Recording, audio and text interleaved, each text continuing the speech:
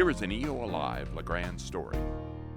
So my name is Cliff Bentz. I'm a former Oregon State Senator.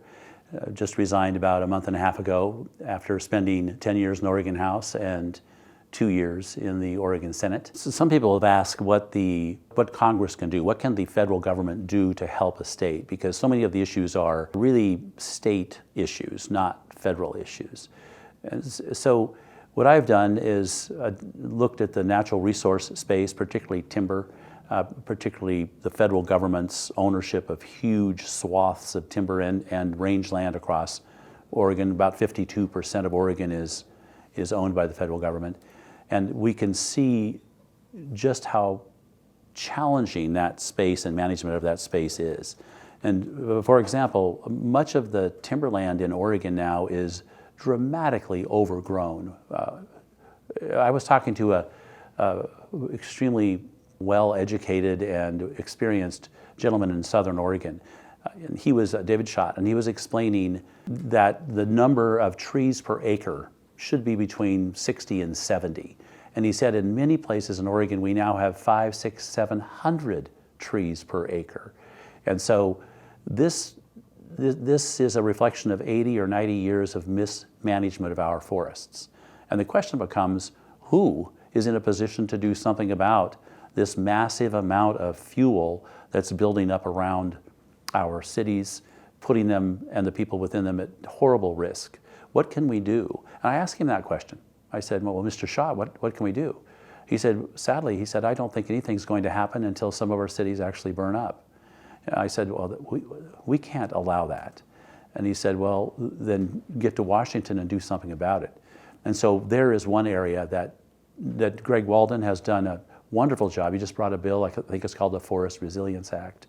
And the challenge there is, how do we get people to understand that when they say we're not going to log and we're not going to go into the forest, they're putting people's lives at risk. The smoke in Medford and in Ashland and in that space has been horrific. Now, much of it comes up out of California and then just parks itself in those spaces, Medford, Ashland, Grants Pass.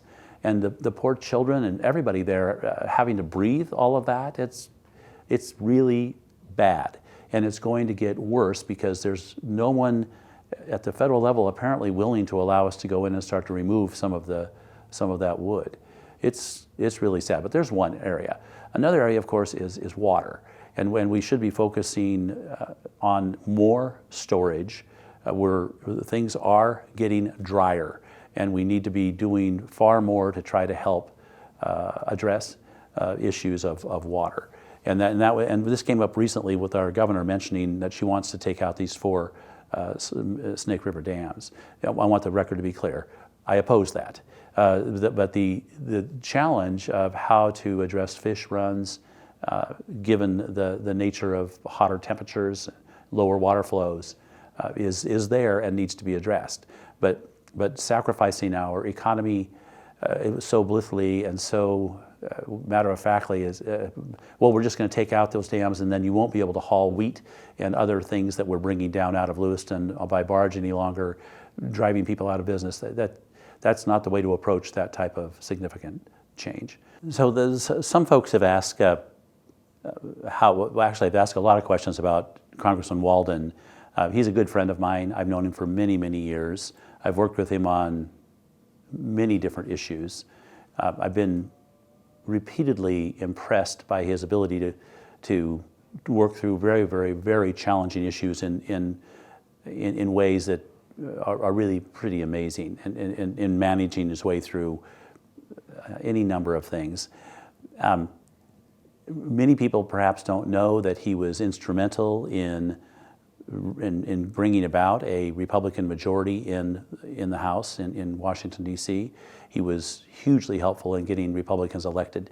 What happens, though, if you're taking a leadership role, and I know this because I was assistant leader both in the House and in the Oregon Senate, that much of your time that you would normally spend out in your district is taken away from you as you, in my case, I would go down to downtown Portland to try to raise money to get Republicans elected. And that's a lot of work, and it's a long ways from Ontario to go to Portland and knock on doors in downtown Portland.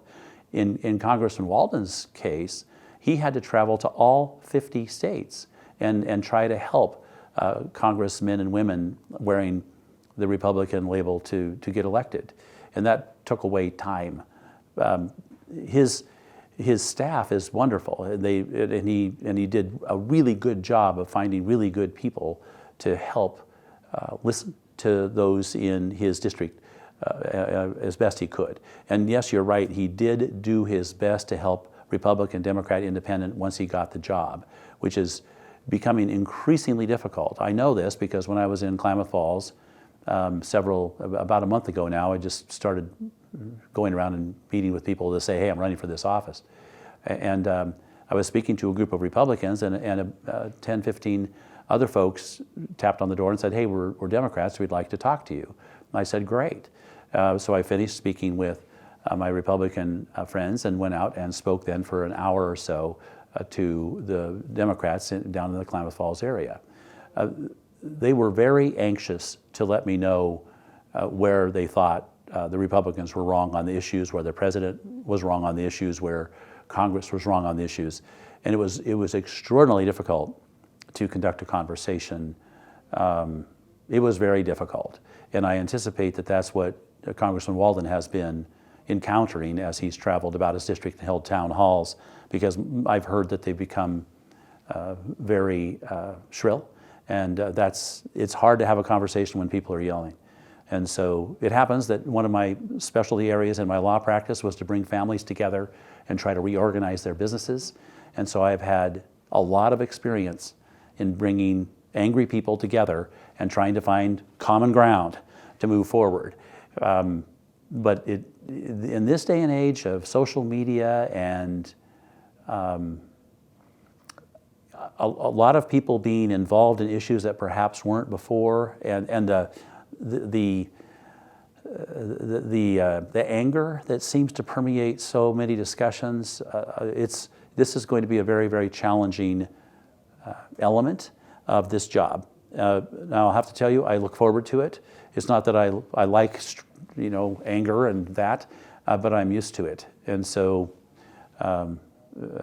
you'd have to be willing to shoulder that kind of a challenge if you're going to go to Congress today. So in driving through this area, I saw the consequences of flooding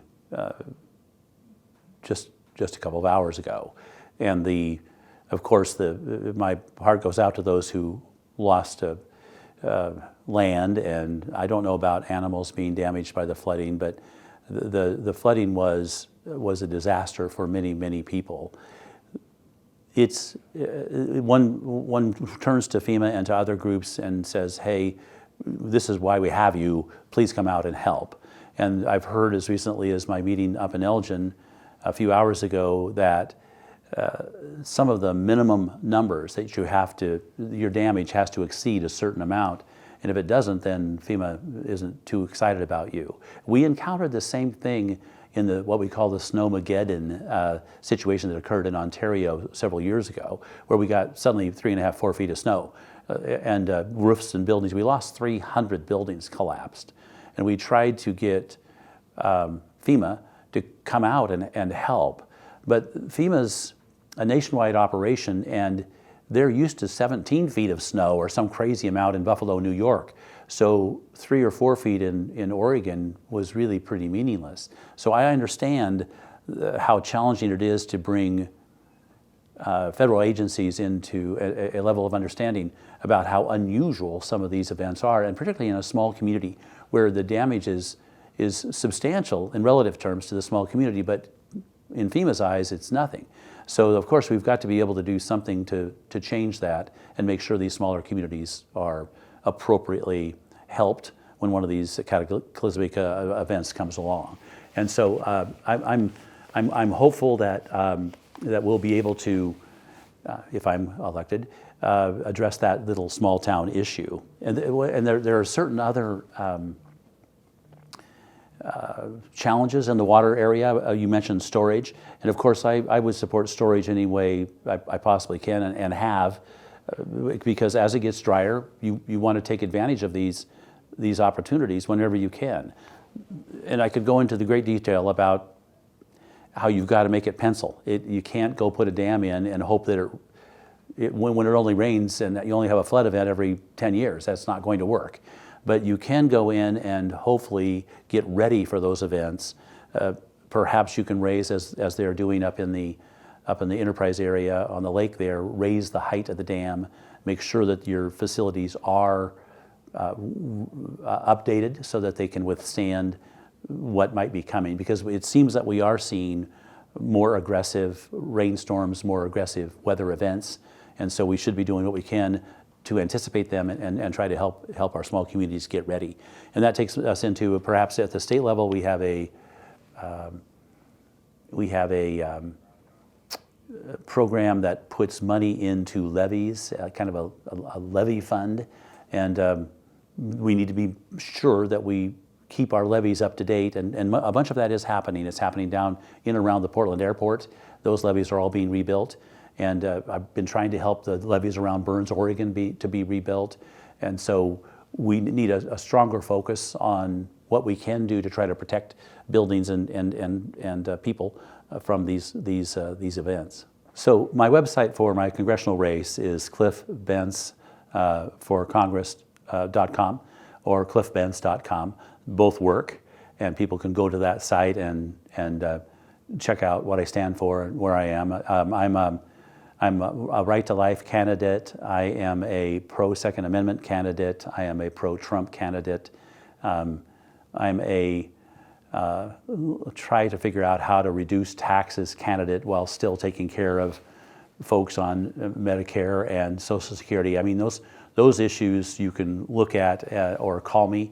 The number is on my website. I'm happy to talk about it as I drive all over this 7th largest district in Oregon.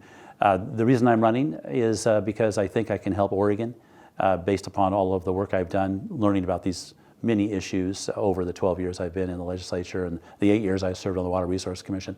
I want to help Oregon. That's my goal. It's not to wear a big hat. It's not to get paid whatever they pay congressmen now. The focus is on trying to help Oregon, and I think I can.